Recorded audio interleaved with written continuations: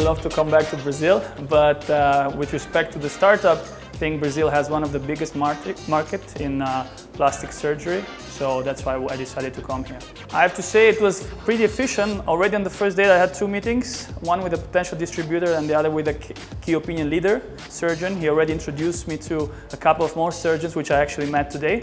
And with the help of Swissnex, we brought the number to 6 already in the second day. So I think it's been a pretty good start to validate the market, especially in terms of pricing. And that's why I think it's very important to come here for a couple of weeks, even yourself. So I'm the CEO of the startup and I'm here myself trying to do sales, but also trying to get as much feedback as I can. I'm definitely going to go for the market entry.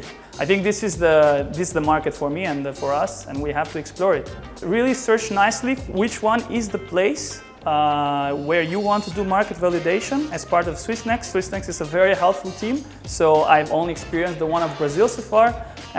Really choose carefully and do it as soon as possible is very important, and go for your market. By staying in Switzerland, I think we to some extent spend a lot of time but not exploring the real potential of the market. And here in Brazil, which is one of the biggest, I should have come earlier, so Swissnex made it possible.